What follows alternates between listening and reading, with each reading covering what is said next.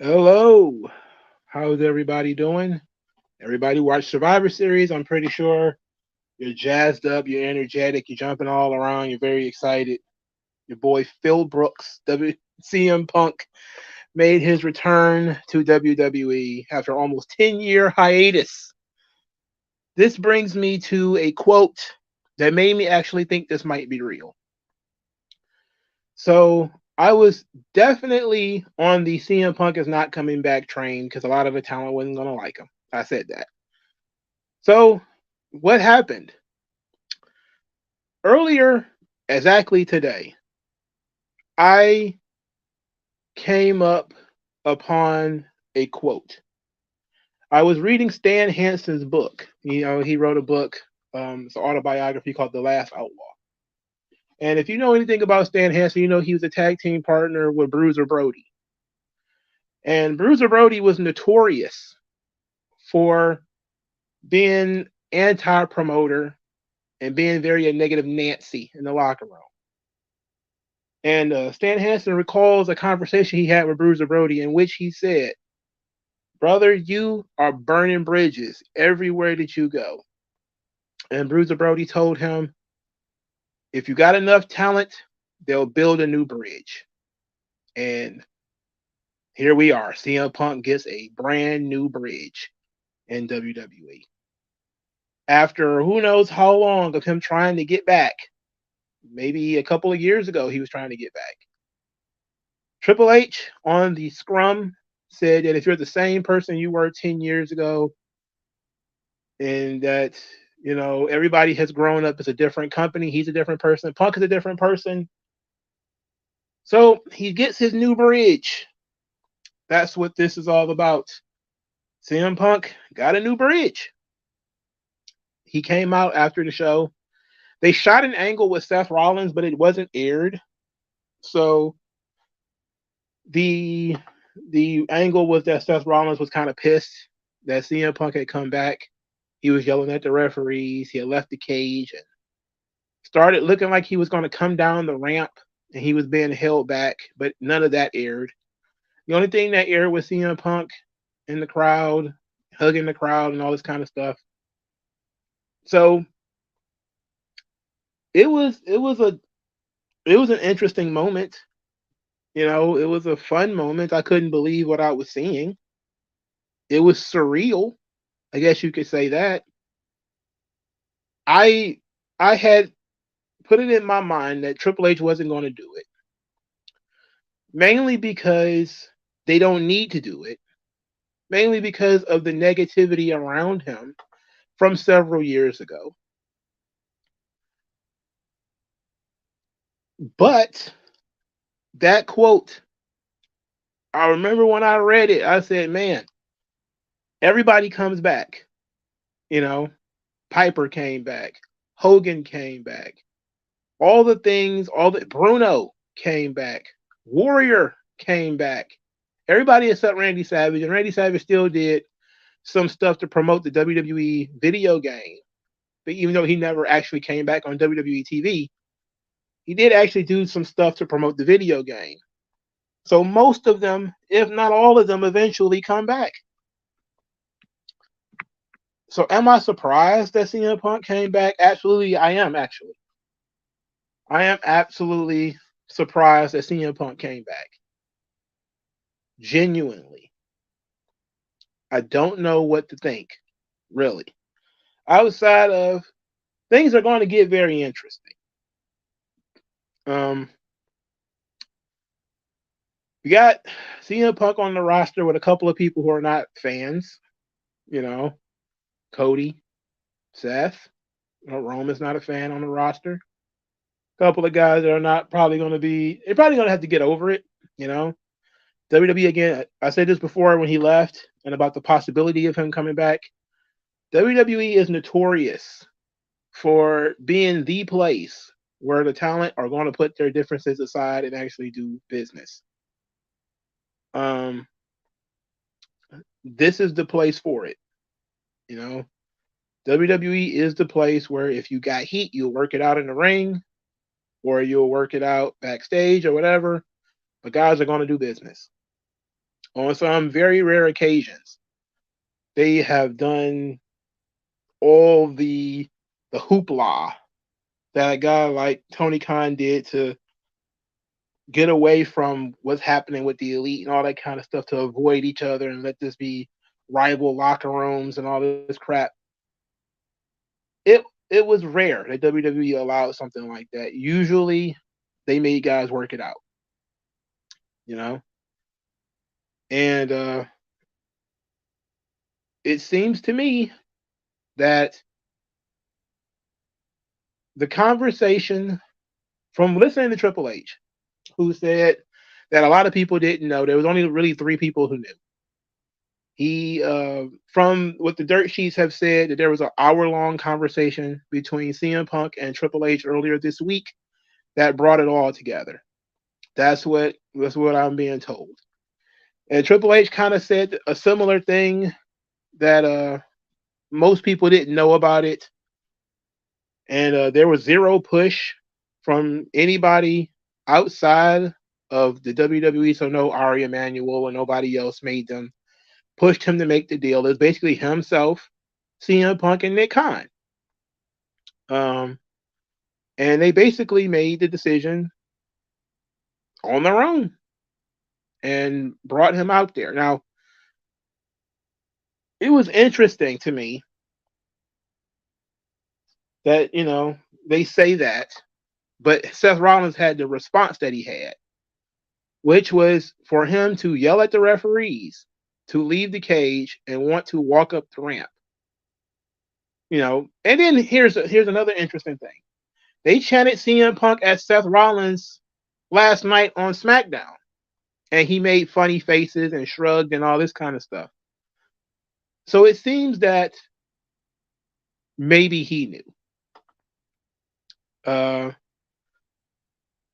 So there's some interesting things going on. There's some interesting things going on. Some interesting reactions had. So I wonder how much of this is going to end up being a work. Like this whole Drew McIntyre thing, a lot of this Drew McIntyre stuff. I don't know what to think about that because there's a whole thing with Drew and his contract right now where they said he still hasn't signed a new contract and they haven't really even seriously negotiated yet. So, that might funnel into this. But I doubt that these guys would, in front of people, act out of character. Something tells me that they knew, or they had some idea of what was going to happen. And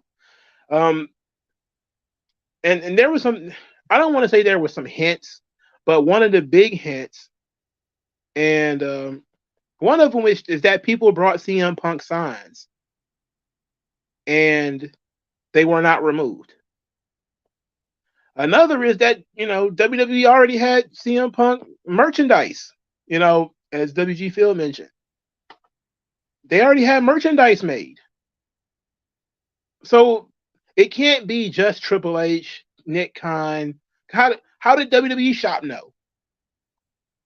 Like somebody had to tell them in order for them to throw merchandise up. Somebody had to design it.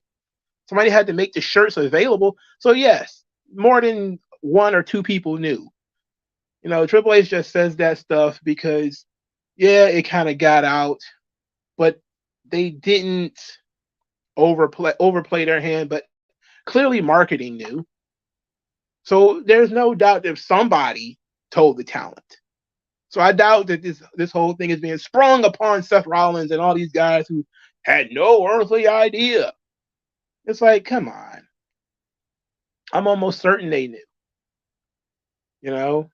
Fans had CM Punk signs and they weren't taken. They were not muting the CM Punk chants. They just let it go on. So, and I said, one of the things that kind of stuck in my brain for a little while is that if he wasn't going to be there, somebody should have just said he ain't going to be there, right? Don't buy a ticket expecting to see somebody who's not going to be here. They never did that. So to me, it was a surprise. To the talent, I don't think it was that big of a surprise. I think the whole Seth Rollins thing was an angle. I don't know what's going on with Drew McIntyre. That might be part of a story. It might have something to do with his contract. Who knows? I saw the Seth Rollins clip. I saw both the Seth Rollins clips. I saw the Seth Rollins clip from SmackDown, where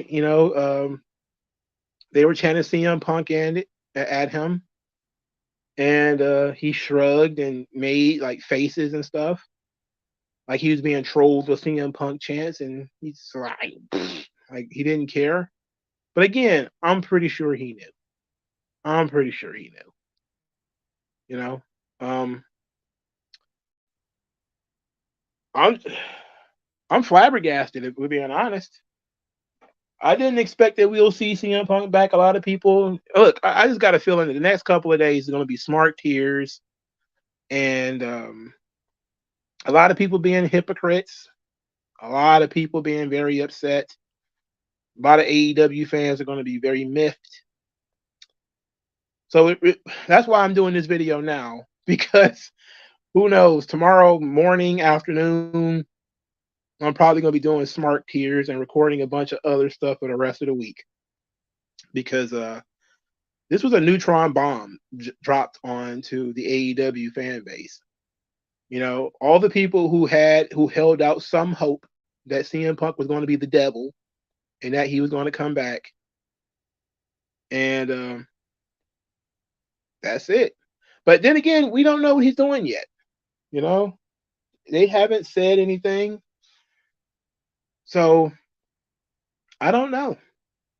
And I guess we'll figure it out. We'll figure it out when they figure it out. Triple H even said in the scrum that, if the fans want it, they'll do it and they'll figure it out later.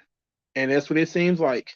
It seems like they decided to get the deal done and they'll figure out the particulars later about, the stuff that he said about, Saudi Arabia.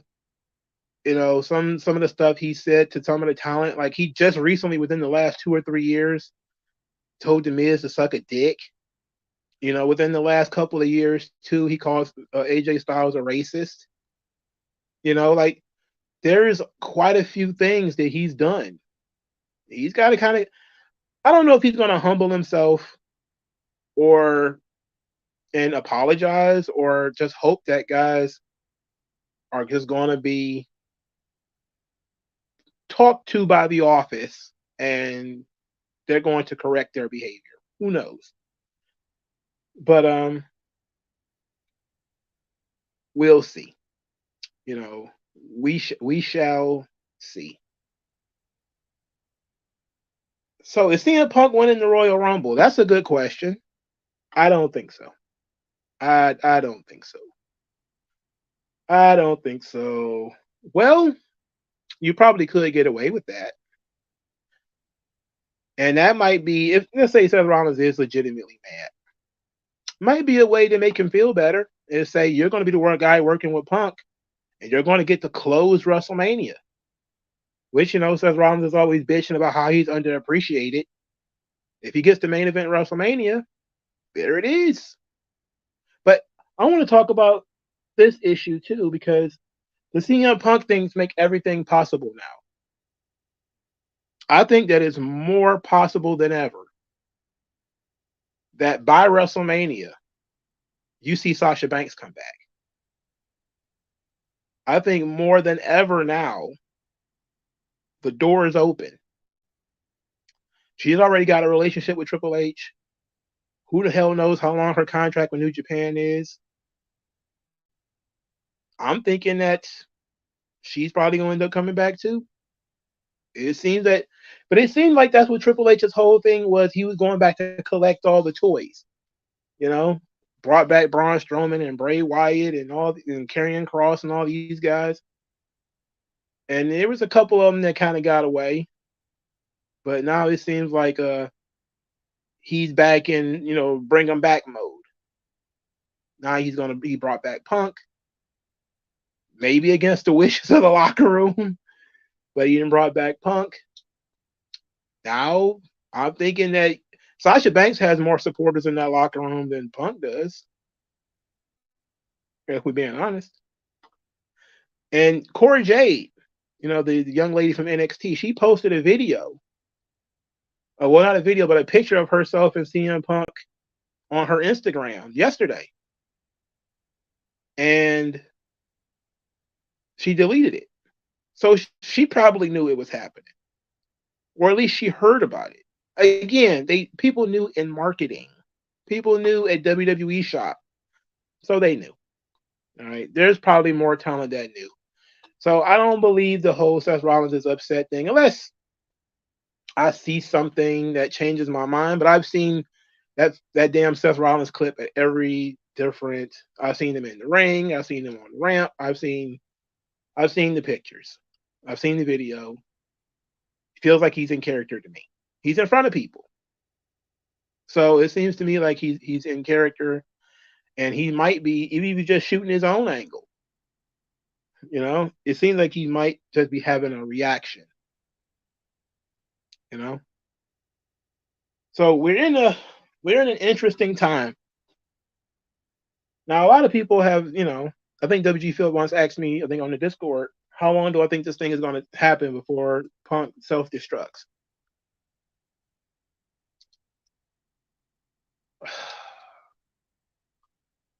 That's a good question, because he's going to be given, I'm pretty sure, a lot of leeway, due to his star power. I'm thinking it might be longer than we think. WWE is a different product from AEW. Triple H and Vince, and I don't know how involved Vince is in this whole thing, but they have a very different approach to getting the talent to do stuff. The problem was in AEW, CM Punk was trying to squash the beef, and he couldn't. He was trying to squash the beef, and he couldn't. The Elite didn't want to. They kept calling their attorneys, and Tony Khan did not make them. So the beef just festered and festered and festered, and people poked and poked and poked, and they never worked with them. They wouldn't even sit down and talk to him. WWE is different. At the very least, if Seth Rollins is legitimately angry, they're going to have to sit down and have that conversation. I'm pretty sure Triple H is going to make it happen. And if Triple H don't make it happen, pretty sure Vince is going to step in and make it happen. But I'm fairly certain that Triple H is going to make it happen. Then you also have to think about what CM Punk means for the business. A lot of people are saying, like, hey, this is an attempt to try to get a good deal for Raw. Yeah, I can see that. I can see Punk being brought in as a good deal for Monday Night Raw. Raw, I hate to say that Raw needs talent, because it's not true. They need better storylines. But I can see, if you promise CM Punk on one of the shows, you could draw off his name. And Raw is a show that needs energy. It's football season. Things are sagging. You got the shot in the arm that you needed to make Monday Night Raw watchable again, because people are at least going to be interested in what you do with him, what his first words are going to be, what's the first feud's going to be, what's happening, why is it happening. There's going to be a lot going on. And I'm pretty sure they'll probably give Punk 10, 15 minutes to let him just go out there and burn some air. And hopefully they don't let him go out there and scorch AEW verbally. Because that would suck, and I don't want to get into that constant back and forth. But he has to go out there and address certain things. And wrestling is fantastic, brother. You beat me to it. I was getting to that point. Okay, I was getting there.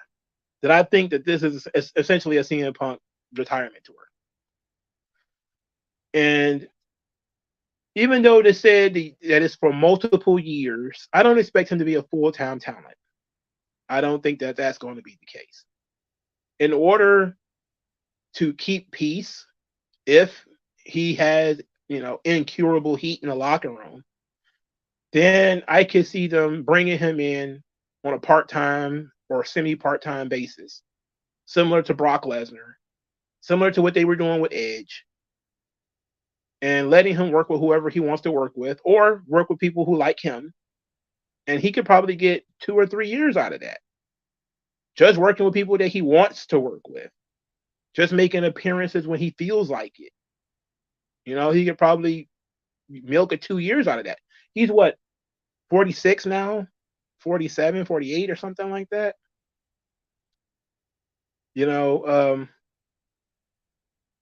Wow. But I think this is, pretty much it for him. I do believe that this is it. That this is probably going to be the last time you see CM Punk make a huge return like this. They're going to do the full court press, video game, action figures, all that stuff. Big match at WrestleMania. Do I see him wrestling? He probably even wrestled in France, the big Backlash show. Do I see him going to Saudi Arabia? Probably not. Do I see him working random shows in the middle of June? Probably not. But I see him working with people who want to work with him, people who he don't have heat with. I don't see. Look, and that's the thing. Like, he cannot wrestle Seth Rollins. He cannot wrestle Roman Reigns. There's 100 fucking guys.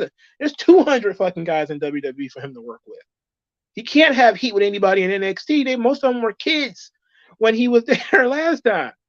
You can't tell me he got heat with Brian Breaker. Why would he have heat with Brian Breaker?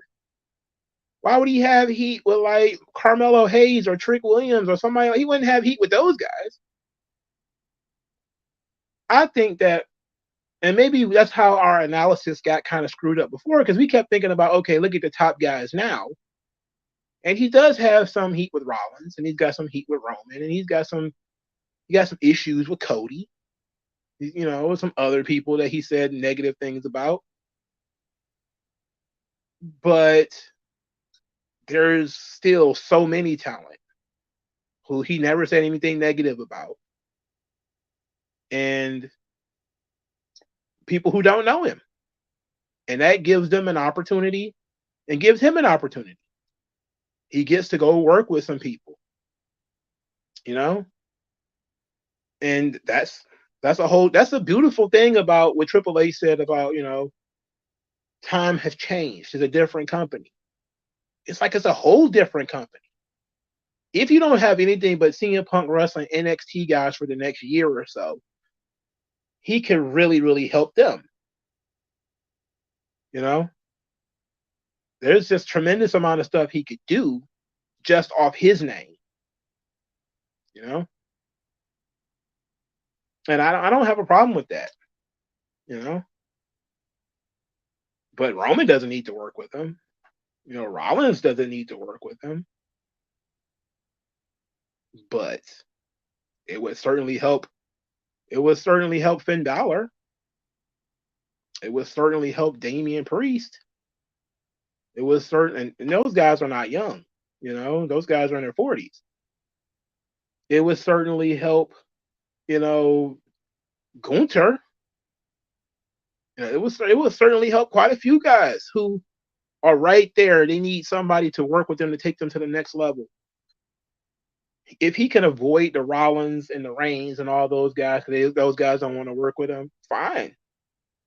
There's plenty of guys, for Punk to work with in WWE, and he can get whatever he can get out of it, and avoid the heat. But I think WWE is the place where he probably will start working with a lot of the young guys, but he's going to work with the top guys too, and they're going to talk them guys into working with him. So I think definitely you're looking at WrestleMania. We're probably looking at Rollins and Punk. If I had to bet, that would be my bet. My bet is going to be Rollins and Punk in the main event of WrestleMania Night 1. And WrestleMania Night 2, Cody, Roman, or maybe Cody and Roman WrestleMania Night 1, because it's a main event from last year. So there's a lot of things to consider. I was supposed to be talking about Raw, but I think I said what I needed to say on Raw. As that is, it makes the show more attractive if you can, make him a Raw contracted talent.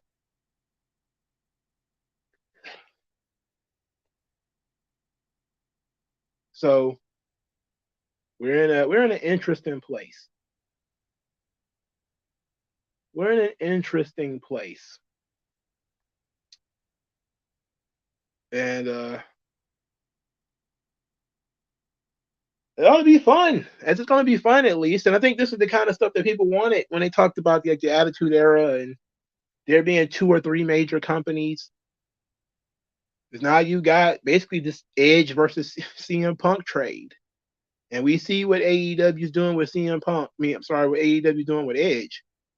Now we're questioning what WWE is going to do with CM Punk.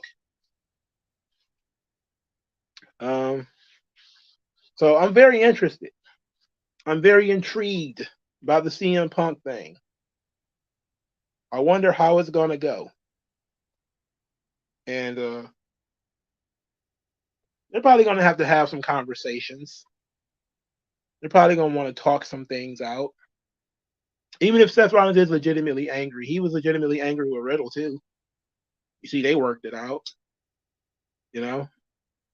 and unless, and Riddle legitimately said something negative about his wife. So I can see that this being a thing. The issue with Edge is Edge was never a Triple H guy, So Edge was never a Triple H guy. So I'm not surprised at all that Edge left. But Punk isn't a Triple H guy either. And it seems to me like Triple H is really trying to solidify his legacy.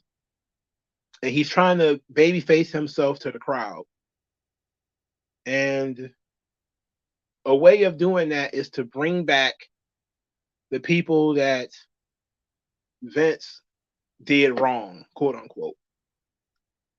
And CM Punk is one of them.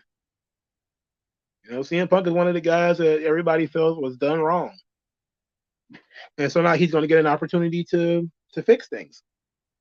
But that quote, that ever-loving quote, you can burn all the bridges you want. If you got the talent, they will build you a new bridge. And that's what this is. It's a whole new bridge. It's a new beginning for CM Punk. All right. I guess we need to talk about the rest of the show eventually, right? It's because somebody else did. A couple of other people made returns. Randy Orton made his return in the men's War Games match. They told this silly story all night of Randy's not here. Randy's not showing up. Where is Randy going to be here or not? You had Jey Uso fully believing that he's not going to be there because of him. It's because of me. Dog, he ain't going to be here because of me. The men's War Games match was okay. I actually thought the women's War Games match was better. The men's War Games match was fine. It told a very simple story, as a more traditional War Game story. I like that they attempted to cash in the Money in the Bank. I thought that was great. Clearly, I knew it wasn't going to work because it just did not. It wasn't believable. Like when they put Seth Rollins through the table, I was like, hey, now would be a perfect time to cash in the Money in the Bank. And then, Rhea Ripley's music plays and she runs to the ring with the briefcase. I was like, oh, so it's definitely not about to happen now. It's definitely not about to happen now. And then Randy Orton's music plays. He comes out. He's all jolly Randy. He's all happy to be there. I think he maybe took a couple of back bumps, not that many. I think he did a DDT. He did 2 RKOs, I think, and that was it pretty much for the back bumps for Randy. I don't expect Randy to be a full time either. He just had double back surgery, you know, double fusion back surgery. I don't expect him to go out there and go hard every night. I think that he's pretty much on his last legs too, you know. So you might be looking at the last days of both CM Punk and Randy Orton. I saw a lot of people say, "Well, poor Randy, his big comeback was overshadowed by CM Punk." And I say, well, it was Chicago. You know, Chicago is going to be a little bit special, going to be a little bit different. I'm pretty sure in most other places, Randy is probably going to be a bigger star. Probably wouldn't have got too many CM Punk's chance at all if it was St. Louis or something like that, right? You know, maybe in Philadelphia, you probably got a bunch of CM Punk chance, but not in many other places. But it was Chicago. You had to have CM Punk there. So they put Randy out there. He took a couple of bumps, but he didn't do too much.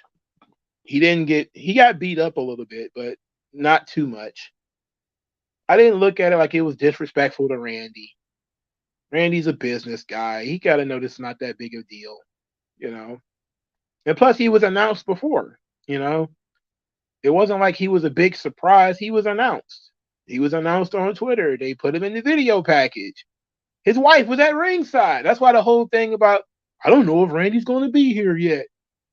It's like, what you mean? Everybody on Twitter is like, why is Randy's wife here if he's not here? You know what I'm saying? So everybody knew like Randy was going to be there. And the match was straightforward. The show was straightforward. There was nothing special about the show. Everything was good to moderate, exactly what you expected it to be.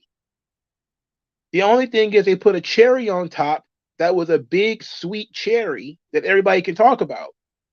But pretty much everything was exactly what you would expected it to be. Now to get into a little bit more of this men's War Games match, the Drew McIntyre, Damian Priest stuff, which each one of them trying to be an alpha male.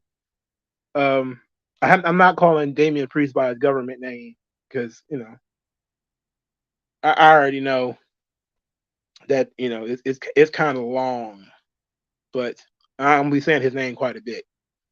But he got into Drew McIntyre's face and he had this plan. And I didn't see the plan develop. Only thing I saw was he tried to cash in the Money in the Bank in the middle of the match. Was that the plan? What was the plan that he had that he had to go third? You know, like what was the plan? Like he told Drew McIntyre just trust the plan. I'm like, okay, what was the plan? The plan was clearly that he was going to cash in the Money in the Bank, but he didn't have to be third to do that. You know, like he could have cashed in the Money in the Bank at the end. So I don't understand. I love the camera angle when Jey Uso came out and did his entrance. It was tremendous. It was a great camera angle. He was standing on top of the stage and everybody did the hand wave. It was real dope. I thought the match was good. I didn't think it was great though. I just thought it was good. You know, it was as far as War Games matches go. Now, let's be honest here. WWE is just, not only do I not like the War Games match, I don't like that they keep changing it. You know, because now there's a forfeit rule when it comes to the War Games. And the forfeit rule is if you leave the cage, your team forfeits. Forfeit? And what do you mean you forfeit? You know, what do you mean you forfeit? That's the goofiest goddamn rule they ever put into anything. A forfeit rule. That's goofy. That's dumb. That's real dumb. But I just thought that the Money in the Bank cash in spot that was seemingly the plan that Drew McIntyre was talking about, but he didn't need to be third to do that because I think Dominic Mysterio was in the ring when they tried to do the cash in. So it wasn't like it was a believable cash in either. You know, so whatever. The men's match was fine. It was fine. It wasn't terrible. It was fine. Nothing too over the top. Was it better than the Bloodline War Games? No. That one had a lot better storytelling in it. Triple H put over the storytelling in this match, which admittedly it had quite a bit, but it wasn't as dramatic. It wasn't as memorable. The drama was kind of phony about the whole, I don't know if Randy's going to be here. Is Randy coming? I don't know if Randy's going to be here. Like, you could have did better than that. Clearly Randy didn't want to stand in that goddamn cage for 20 minutes. So they kept him backstage. I'm pretty sure he doesn't want to stand in that damn cage for 20 minutes.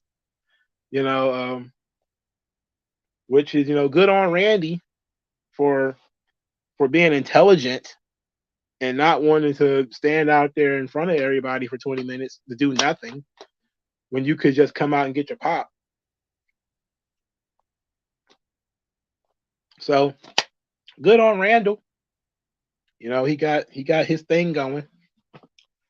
But the men's War Games match kind of flat for me. It was fine. AJ3 says, I don't know why Triple H didn't bother announcing a traditional Survivor Series match. Well, because Survivor Series, they have decided that Survivor Series is not a draw. Again, Survivor Series is one of the quote unquote big four, but it's not really even a big four pay-per-view because despite the fact that it has a history of big things happening, now like CM Punk returning, or the Montreal Screwjob, or The Rock winning the title for the first time, or Roman winning the title for the first time, or Sting showing up for the first time in WWE, Survivor Series is barely a big four. It's like the only big four event that has not been done in a stadium. It was a show that for years went away from its original format. Like, there was years where there was no Survivor Series match at Survivor Series. No traditional Survivor Series match. And then they brought it back and it ended up being okay. But then they started limiting the Survivor Series concept to only one or two matches on the show. And then they started really just kind of meddling with that. Then it became, Raw versus SmackDown. And nothing was on the line. And the few times where something was on the line in those matches, they ended up being fantastic matches. The Bischoff Steve Austin thing was amazing. It was a great story. Great match. One of my favorite Survivor Series matches of all time, for sure. The 2014, the Authorities team versus the other team, I forget who, I think Dolph Ziggler won that match. It was tremendous. That was the debut of Sting. It was a tremendous event. The issue that we got here is that Survivor Series is not looked at like a huge event. It's not looked at the same way as the Rumble or SummerSlam or WrestleMania. It's below Money in the Bank now. So they don't feel the need to do the tradition. Yeah, the Shield debuted in 2012. There was a lot of different things that happened at Survivor Series that has that history there because it's been so long. It's been around for so long. But it's been it's been near the chopping block for like the last decade or so. It's the only major WWE event that has not happened in a stadium. And they don't believe in it. So they don't announce it. And you definitely could have done a Survivor Series match instead of, I don't know, Rhea Ripley versus Zoe Stark.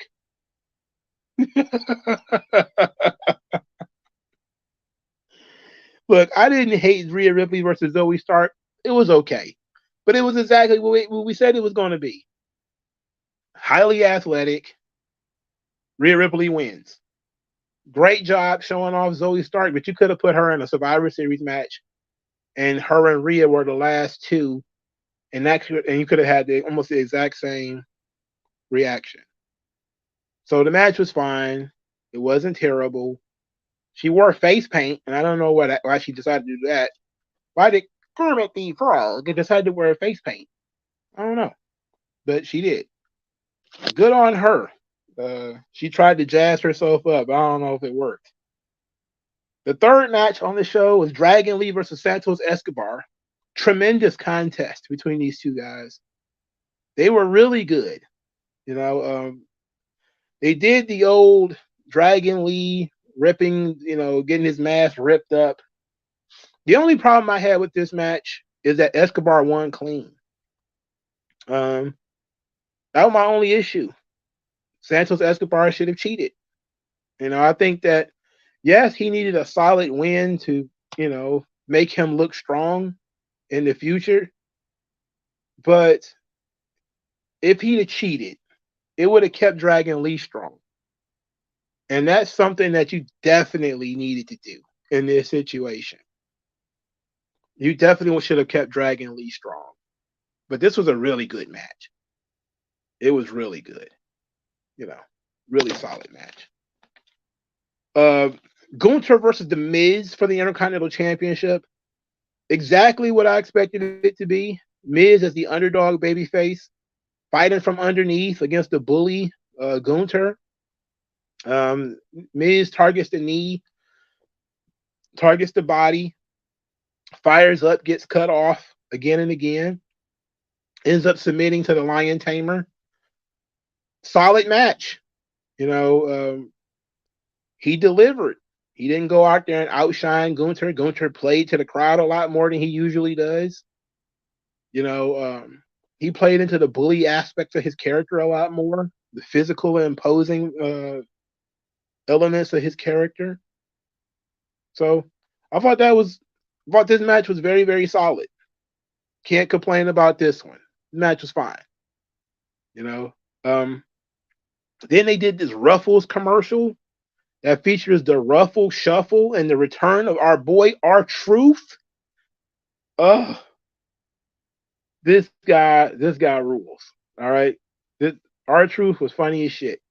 So I don't understand why they have these characters bicker. Like, I don't know why they think bickering is funny. It's not. It's stupid. All right. So Pretty Deadly calls potato chips crisps because they're English. So, because they call chips French fries. When we call French fries, they call chips. And we call chips, they call crisps. So Otis and Guy from Pretty Deadly are going back and forth about crisps, chips, crisps, chips, crisps, chips. And then they knock the stuff all over the place. And a guy goes to clean it up, and R-Truth is there. And R-Truth is just humorous. And he's saying, like, I've been here the whole time, dog. Then he said that, the Ruffles are good. You could taste the meat in them. There's no meat. There's absolutely no meat in the Ruffles at all. They're potatoes. But it was funny, and I was so glad to see R-Truth. Excellent. Hopefully he can go back to finish what he was doing. He was on an NXT when he got injured, right?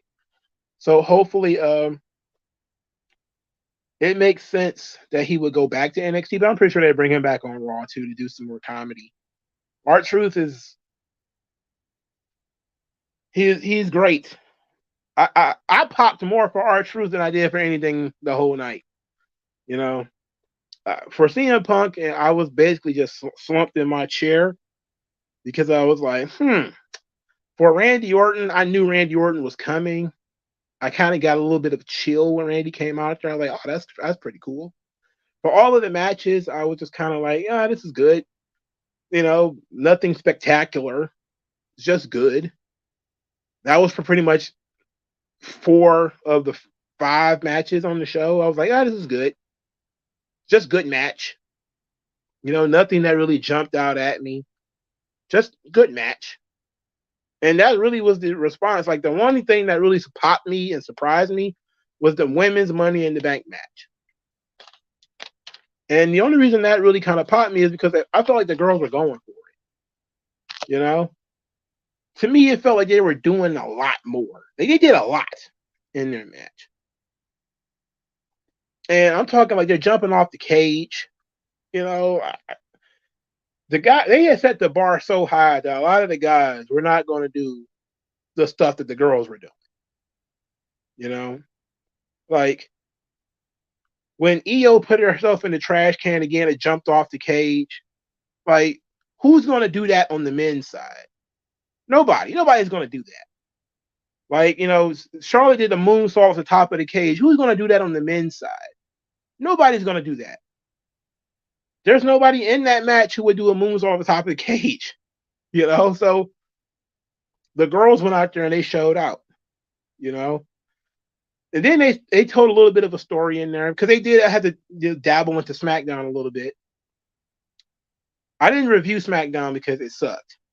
I may talk about it in a minute, but SmackDown was trash. But Charlotte Flair and Becky Lynch went throughout the entire night with Becky was being argumentative. Charlotte had a plan or something like that. She's like, "What? You think I don't think about things?" I'm like, "Oh, she's about to be this girl. She's about to be like living Twitter, like save the puppies. What do you think about the cats?" I'm like, "Well, come on. I ain't saying nothing negative about cats."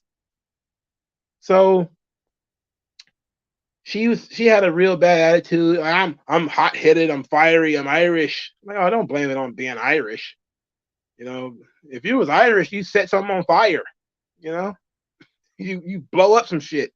If you were like real Irish. Oh, I shouldn't have said that. Anyway, they end up winning a tag team match. Now, both me and my brother are idiots because I thought that they were having a tag team match on SmackDown. I thought that was an advantage match because they put all this effort into it. I thought it was an advantage match where, Bayley made the challenge. Oh, Charlotte and Becky Lynch, they can't work together. And so Bayley and Asuka ended up being picked to be Damage Control partners. And they ended up winning. And of course, it was because Charlotte and Becky couldn't work together. So they ended up finishing and wrapping up this story here, where Charlotte and Becky start working together in this match. They're doing double team moves. They're doing double team suplexes and double team power bombs. And then that's, Becky's grabbing Charlotte with the big hug. It got a huge pop in the middle of the match, big hug. I'm like, wait a minute, you couldn't save this for after the match? You could do it right in the middle? Like this is most definitely a end of the match situation. They're hugging in the middle of the match to solidify that they're friends again, I guess. Another testament to WWE forcing people to work together, and even though they got heat. And I saw a lot of people say, well, it's a testament to Triple H's storytelling that, nothing's forgotten. So everybody remembers that Charlotte and Becky had heat. And so they did this storyline on SmackDown, even though it bored the tears out of me, that they don't get along. I'm like, okay, well, you could have done that. They didn't have to be the main event of the fucking show. Just to see that they can't get along. Can they coexist? No, we already know they can't coexist. We already figured that part out already. They haven't been coexisting. They've been apart for 2 years for a reason. So they came back and they did a big hug. That was the big spot in the match. They had fun. So, but there were still some really big spots in this match that I thought were cool. Even a spot that wasn't that big that was okay was Shotzi pulling a Sabu. She put the chair down and ran and like jumped off the chair and did like a splash or something like that. That was pretty cool. I thought that was humorous. So there was a lot of stuff going on in this match. Bayley takes the pin, which everybody knew was going to happen. That was after everybody gave Bailey their finish, and then Bailey was pinned by the she got pinned by the I forget. She got pinned by Becky Lynch. Manhandle slam through the table. So everybody knew that Bailey was going to be the one who's going to take the pin, and that's what happened. So there it is. They set up the story for Bailey to get booted out of Damage Control because she was the one who got beat. But they set the story up perfectly by Bailey pushing. I think it was it Kyrie that she pushed out of the way, and she got speared by Charlotte, and then she took everybody's finisher and it was pinned. So they tried to make it like Bailey was a team player. She was being unselfish. She went out there and helped everybody, and was the one who got beat, and she's going to still get the blame for losing. So it was a story that we all knew they were going to tell. It was pretty straightforward, but the action was more actiony when it comes to the girls. It seemed like they had a little bit more hunger, a little bit more fire than the guys did. Except Kyrie. I don't know what's up with her character, but she's she basically disappears now. Like you can see her, but she doesn't do much. Like if she skipped to the ring or whatever, she didn't do a lot in this match. But she did do a cool move. Like I think her and Io, they did like an alley-oop elbow where Io popped her up in the air. Oh, that was pretty sweet. They did it on a stack of chairs. So that was pretty sweet. So there was some cool stuff in this match. I actually did really like the women's War Games match. I liked it more than the men's War Games match. Because I felt like, we had seen everything already when it comes to the men. We were just kind of waiting to see if, Punk was going to happen or Randy was going to happen. Not necessarily that there was going to be like a super duper spot that was going to rule.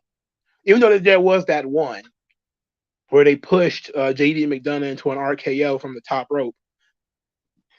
And that was nice. But I wish he'd been off the top of the cage. He was like standing on the top rope and they shoved him off into an RKO. That was okay. That was all right. It wasn't terrible. So that was Survivor Series. It was straightforward, nothing too crazy. And then CM Punk came out and blew the roof off the building. Now that's all everybody want to talk about is CM Punk. Nobody wants to talk about the rest of the goddamn show anymore. Everybody wants to talk about Pepsi Field. And look, I get it. He's a big star on these here internets. But I'm wondering how they're going to manage to keep him strong and keep him interesting for the future. Dragon Lee's interest music is terrible.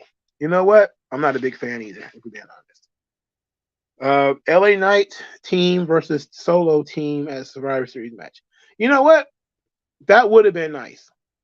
If they would have done, and you could have easily put together Solo Sikoa, Jimmy Uso, Grayson Waller, Austin Theory, and one other person versus Kevin Owens, LA Knight, and 3 others. I'm pretty sure I could have come up with 3 other people if I could have thought of it. Maybe the Brawling Brutes, but they broke them up because Ridge Holland walked out on Butch on SmackDown.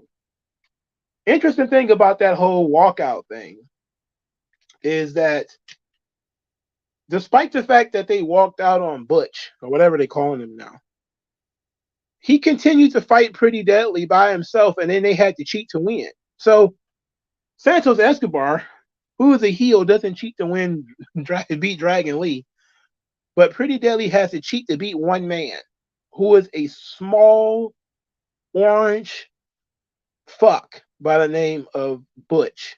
And now they're going to have Butch feuding with Lashley, believe it or not. They're literally going to book Butch versus Lashley.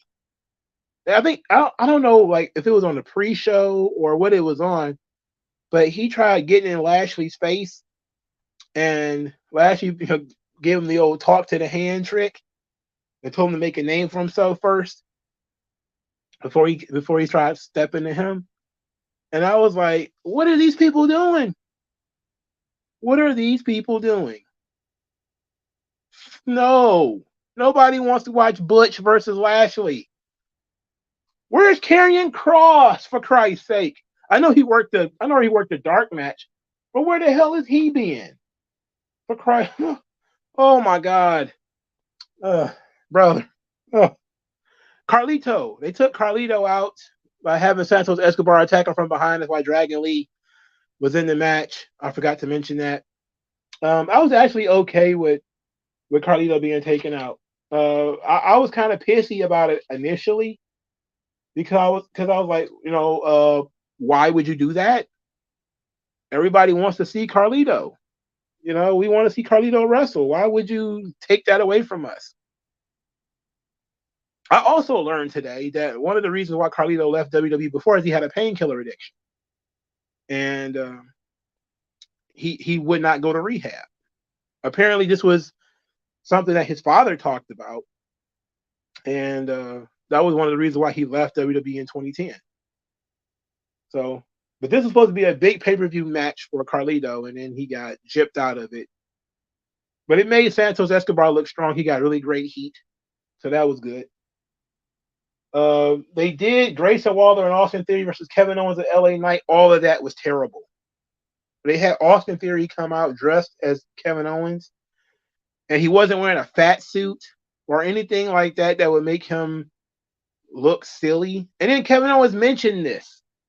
Like, I never look better. Look at your traps. Look at your biceps. And I'm like, oh my God, bro. I'm so sick of Kevin Owens being the smartest guy in the room. I don't know what to do. I'm like, bro, this sucks. This sucks. And then he starts talking about beating him up again. And they mentioned LA Knight 3 times, so he appears like Candyman. Then they had that goofy tag team match, which of course Kevin Owens and LA Knight win because the heels having credibility. No way. They're Looney Tunes characters. They basically just stretch and punt and knock them all across the head like with an anvil and all kinds of stuff. They don't need no credibility. They don't need no stinking credibility. Looks like the 40-year-old guys beat the kids. Come on, they fucking mid-carders too. Come on.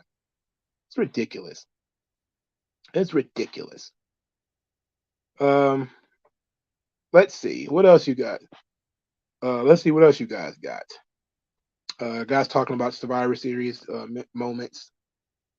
Do you think Warner is more likely to air Raw now Punk has returned? Ultimately, nothing is going to happen with Warner until the NBA deal is made. I mean, we talked about this. The question is going to be whether the good people at Fox are going to be more interested now. Again, they wanted WWE to sign CM Punk several years ago, apparently according to the dirt sheets, and WWE didn't want to do it. But now they have. So the likelihood of it being picked up by Fox and maybe FX1, which is what we discussed before, is more likely to occur. So that's an interesting thing there. But it's not like Raw was not going to get a TV contract. Again, we're just sitting around waiting for what the hell the NBA is going to do. Because now we're going to figure out who are the open partners who are going to have money to spend at that point. And it seems to me that people don't really get it. They think that all this stuff is supposed to be done immediately. It doesn't need to be done immediately. It needs to be done strategically. And strategically, why take yourself off the market before the NBA deal is done? Because you might be able to get more money once the NBA deal is done. But maybe WWE is going to be, they're looking at the stock, and the stock is not doing very well. It fell a lot. I don't own any TKO stock, so don't blame it on me. I didn't buy any, I bought WWE stock. I didn't buy TKO stock. But to me, it seems like a lot of people are expecting a lot of things.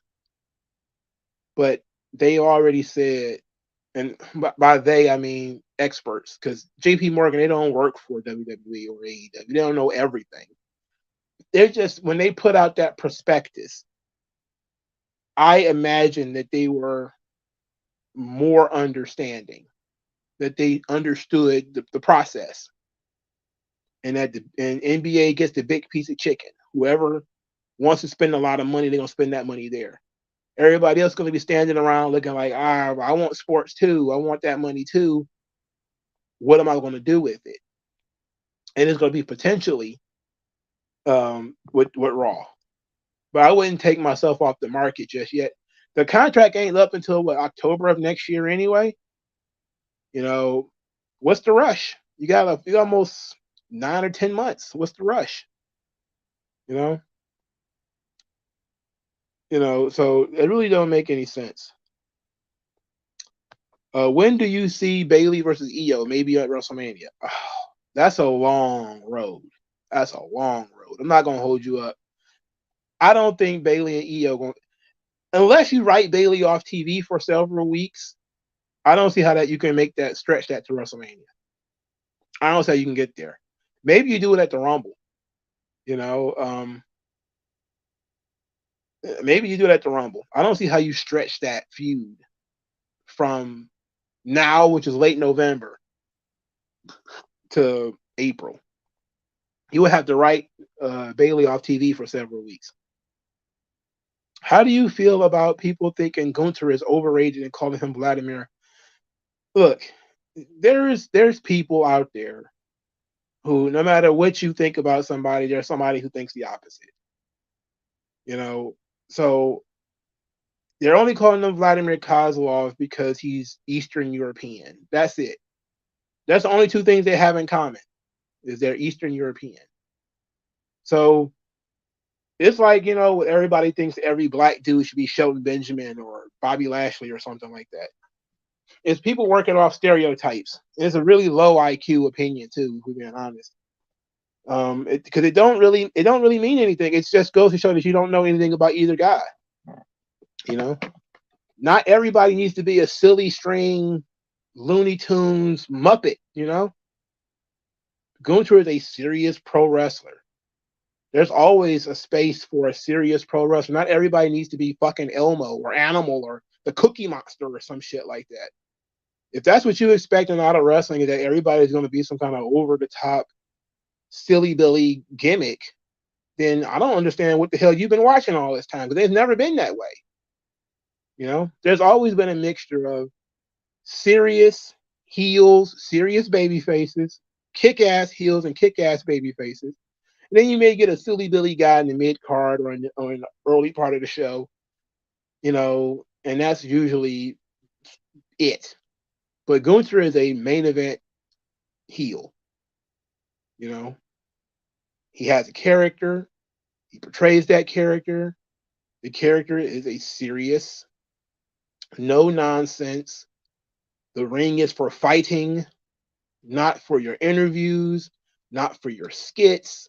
He's not going to do your fucking commercials. He's not going to do your Slim Jims or your Ruffles commercials. That's not what he's there for. He has good matches. He cuts serviceable promos. He's not the best promo, but he cuts serviceable promos. He speaks English, which was something Vladimir Kozlov couldn't even really do. So it's like some people just have a really weird conception of what a wrestler should be. Now, that doesn't necessarily mean that everybody who is a very serious wrestler is good. Some people who are very serious pro wrestlers can be very, very fucking boring. And Gunther is a mat first kind of guy. So I can see why people will say, man, this is a work rate guy. I hate work rate guys. I don't look at Gunther like I look at, Will Ospreay. I find Will Ospreay to be fucking boring. He does a bunch of exciting, quote unquote, moves, but there's no real persona there. There's no real personality there. There's no mission. There's no message. There's nothing to get attached to. It's just it's just gimmicks, I tried watching that Will Ospreay versus Josh Alexander thing, and I was just like, bro, I don't want to watch this. Like, I didn't want to watch him wrestle Eddie Edwards. I'm like, if you got 2 dates on Will Ospreay and you spend it on fucking Eddie Edwards and Josh Alexander, you should get put in a home for the mentally ill. You should be locked away. There's no way you're gonna. And look, I'm not saying what I would have done is better. What I'm saying is what you did was whack. Okay, you did some whack shit. All right. Nobody wants to fucking watch pudgy ass Eddie Edwards wrestle on that. Come on. Um, it's ridiculous. Um, with the women war games, why does anyone bother seeing the guys war games? Is this always Triple H? Yeah, that's the problem with there being two. It's the same thing with the Royal Rumble sometimes. If you have the Royal Rumble where one of them has a bunch of returns and a bunch of surprises, and then the other one straightforward, no surprises, no debuts, nothing happens, just a clear winner and clear loser. Because now that there's two of them, it's hard, you have to differentiate them. One of them is going to be the action match, just surprises and all that. The other one's going to be the story. Do you tell from beginning to end? And that's that. It's kind of flat. That's just the problem of there being more than one. And it's very unfortunate. Very, very unfortunate. Brandon James is happy CM Punk is back. It's a good move for WWE. It's an okay move. I mean, it's mostly a poke in the eye to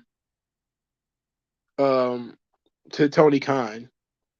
Because Tony Khan, he was afraid for his life. And I wouldn't be surprised if somebody doesn't use that line. CM Punk may tell whoever that they should fear for their lives. And that would be great.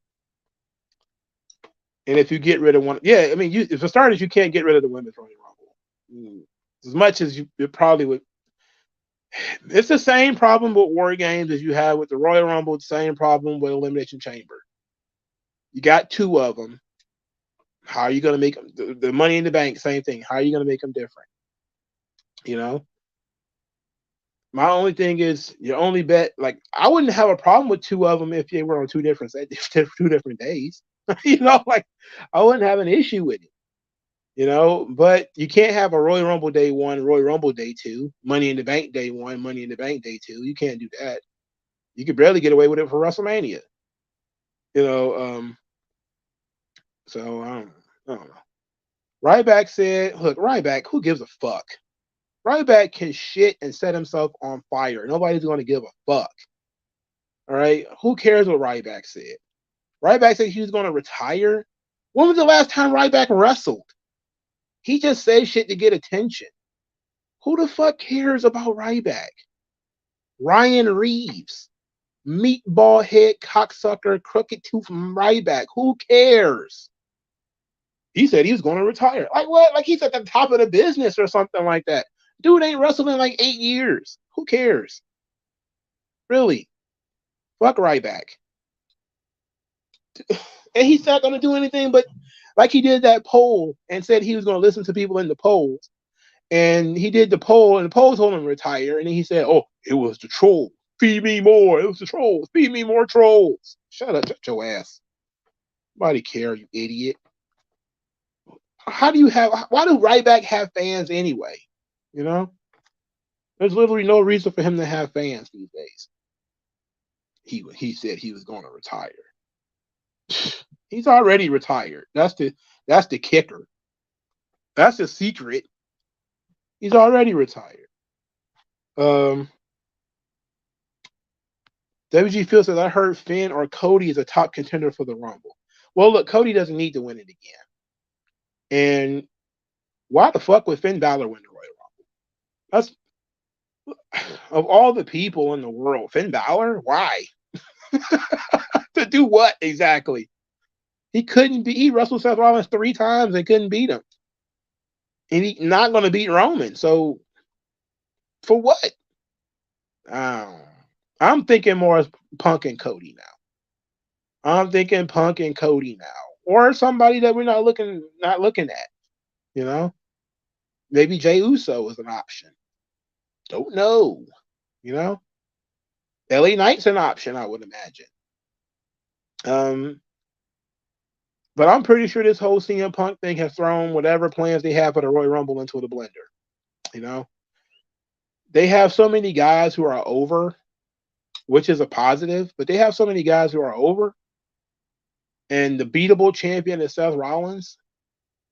But I'm thinking you're looking at the situation right now where you might end up with Rollins not being the champion at WrestleMania, where it might end up being Damian Priest, or you know they make Damian Priest just hold that briefcase longer and longer and longer, you know, until people forget that he's got it.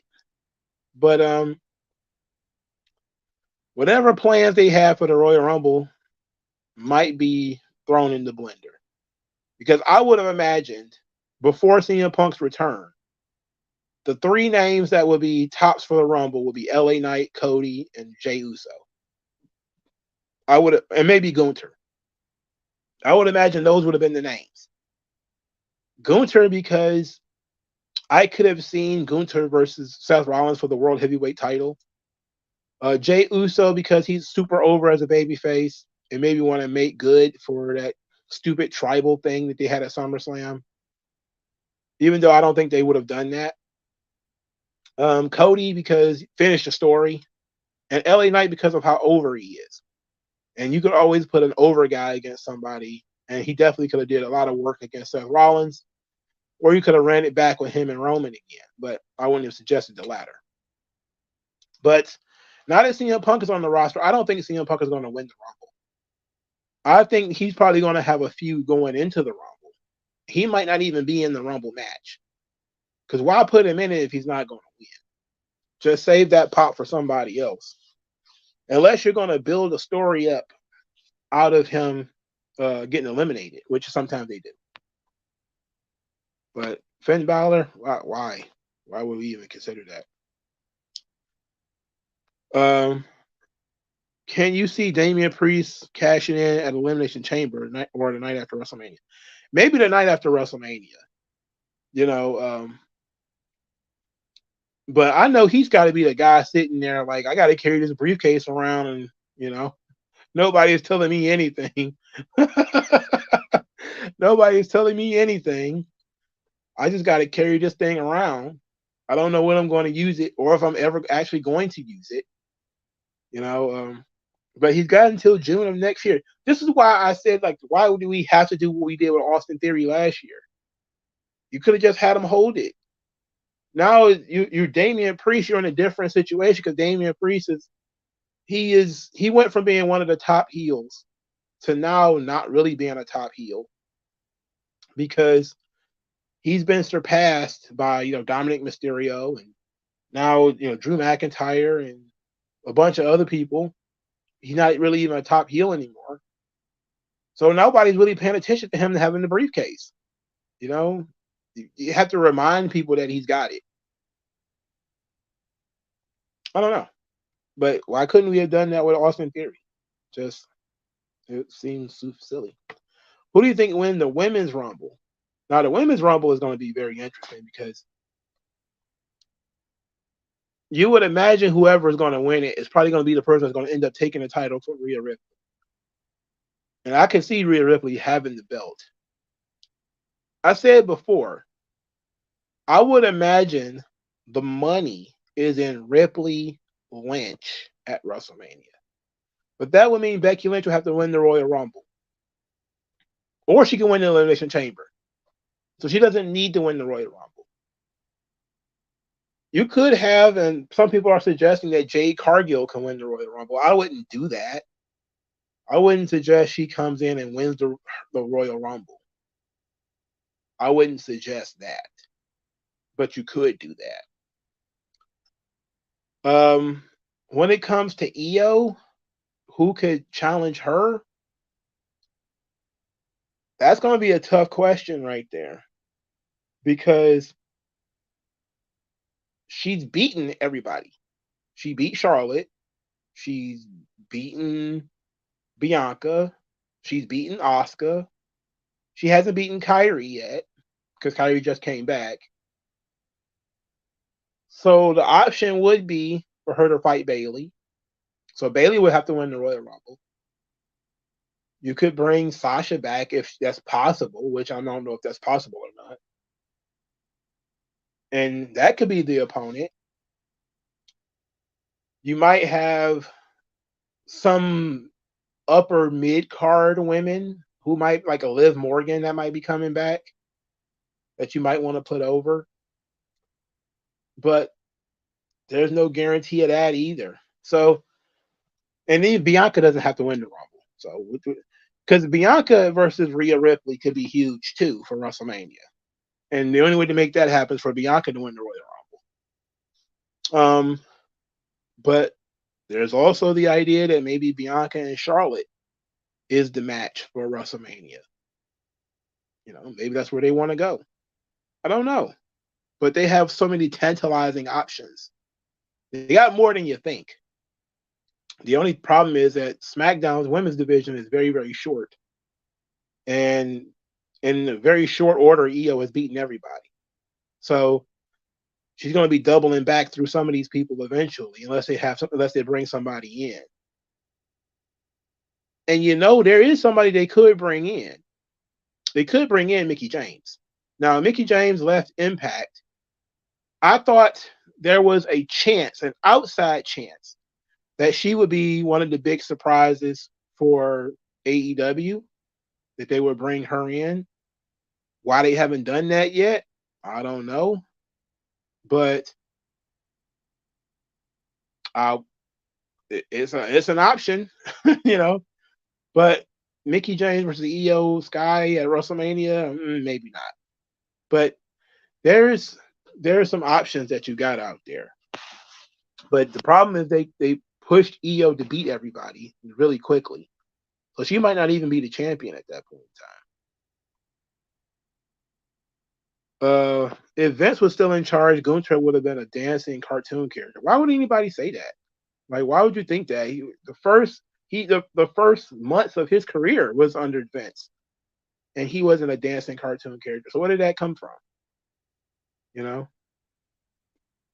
Just ridiculous. Anyway, if Bayley wins the Women's Royal Rumble, then she's on her last legs.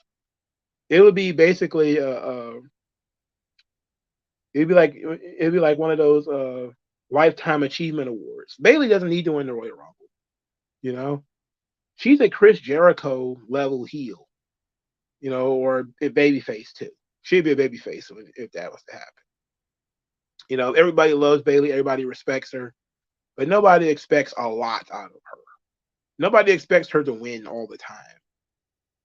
If she was to win that match, I don't think anybody would expect her to win at WrestleMania. If we're being honest, she'd probably just win that Royal Rumble just to lose to Io at WrestleMania. But I wouldn't be angry if Bayley won. I just wouldn't see it as being that big of a deal. It'd be great for her because it'd be adding another thing to her trophy case. I remember, I think Asuka was doing that recently. She was talking about all the different things that she won.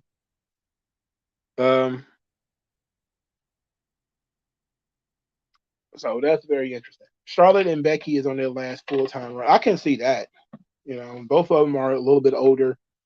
Becky is a mother. Charlotte might be, considering it one day. Who knows? But I can see them. Look, there was a list. I was going to talk about this later, of all the wrestlers that are over the age of, in their ages, all the top people in WWE. A lot of them are like 36, 37, 38, 40, 41, 45, whatever. And Becky and Charlotte are on that list, being mid-30s. But WWE, I mean, the wrestling business is a different place now than it was 25, 30 years ago. A 36-year-old in the 90s was Michael Hayes. When he came into WWE as Doc Hendricks, he was 35. He looked like he was a mess. He was balding. He was fat. He was out of shape. He had a bad back. Like he was tore up. He was only 35. Now you 35, man. You barely in your prime. It's a different ball game. So, but it's like they don't have anything more to prove, and you could tell that Becky Lynch is just searching for new challenges. When she went down to NXT to work for a little while, you could tell she's just searching for new challenges. She's probably bored as fuck. Like who knows what they've got left for her. She's probably bored as fuck. She's done everything, and she's still over. She lost to Lyra Valkyria and it meant nothing because she's still over. So you're in a position right now where you're just kind of like, well, what can I possibly do? What's there left? WG feels is, why does it feel like Bianca is already a part-time or ambassador role despite her run being 2 years old? Because she's been de-pushed. When Triple H took over, one of the first things that happened is Bianca Belair got put on the back burner. There's still a heel run left in Bianca. I wouldn't do it, but there's still a heel run there. So she hasn't done everything that she can do yet because she hasn't worked on top as a heel yet.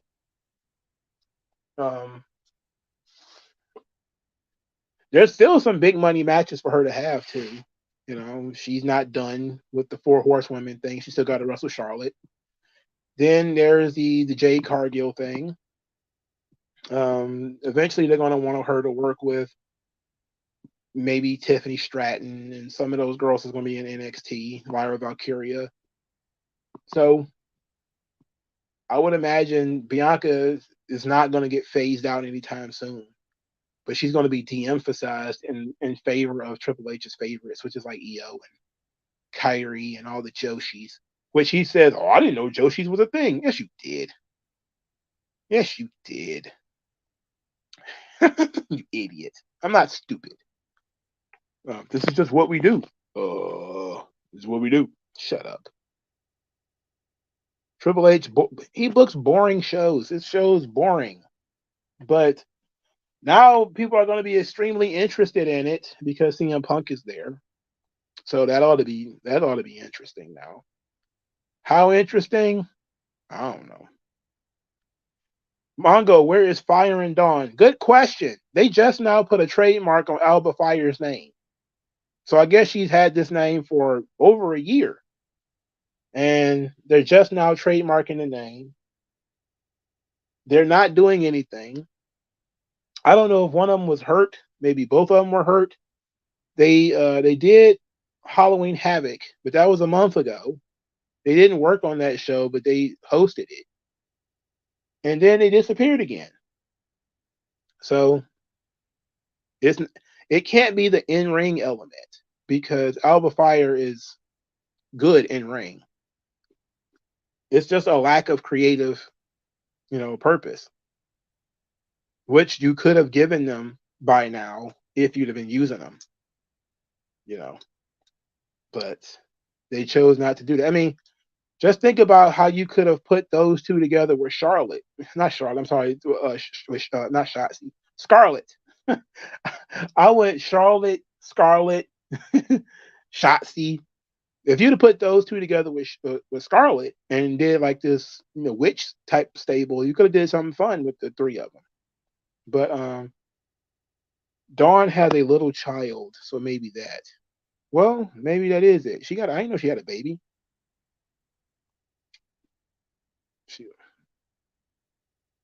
I didn't know she had a baby. But then again, there's mothers on the roster right now. Becky got a baby. Why? That ain't stopped her push. Like, they're just not doing anything with her. Like, Fire and Dawn is just like Karrion Kross. They're just people on the roster. They're probably tax write-offs at this point. Like, what the hell why have them? I would imagine they're going to do something, But we're sitting back with, like, Karrion Kross is not a young guy and he's just on the roster collecting money. You know, they haven't done anything with this guy yet. They haven't done a goddamn thing with him. Just like Indu Share. Just like apparently AOP is still is under contract, and they don't do anything. So I'm just sitting back saying, I'm shrugging just like you guys. I have no earthly idea what's going on anymore. You know, they making weird decisions. Instead of pushing the guys that they got, they're signing new guys. It's the AEW principle. You know, oh, we need to bring back CM Punk. Like, hey, how about you do something with Lashley? How about you do something with, Cameron Grimes? Why don't you do something with Austin Theory and Grayson Waller? It's something that matters, by the way. LA Knight is floating because he's got nothing to do. Kevin Owens is floating. He ain't got nothing to do. But we're going to bring in CM Punk? What? We're sitting here talking like, hey, it might be a good idea to bring Sasha Banks back. It's like, okay, but what were they doing with Fire and Dawn? What are they doing with Scarlett? What are they doing with Mia Yim? What are they doing with Zelina Vega? What are they doing with Nikki Cross? They weren't doing anything with these people. They're still too busy. KC Square, they're not doing anything with them. Candice LeRae and Indy Hartwell. Indy Hartwell sucks, but they're not doing anything with her. So there's just so many people who they're sitting around signing people and bringing people up, and you're looking and you're like, wait a minute, you got a ton of people on the roster already, and you're not doing anything with them. So Triple H is just trying to make the Marks happy because they're upset with him. But now he's giving them what they wanted. CM Punk is back. I don't know what to do. That's a good question. Kevin Abreu says, I don't remember the last time I saw Amos or Dexter Lumis. I haven't seen Amos since he wrestled Brock Lesnar. Has he wrestled since? Where the fuck is Brock, too, by the way? While we're talking, I ain't seen Brock in months. It is about that time for Brock to show back up, though. So all these people ain't injured, because I know they working. Some of them work on house shows. So we sitting here looking and saying to ourselves, like, bro, there's so many people on this roster, and you're still bringing people back. Like, what are you going to do when Braun Strowman is back 100%? You got nowhere for him to go. That was wild. Hell, there was a time when Bray Wyatt, before he passed away, he was just on the roster doing nothing. It was just the nature of the beast. Omos was in the Slim Jim Battle Royal. When was this? I don't remember this. Oh, he was. He was in the Slim Jim Battle Royal at SummerSlam. You're right. I remember being there for that. And we was kind of like, oh, he was massive, though. He's a big dude. All right, so CM Punk is back.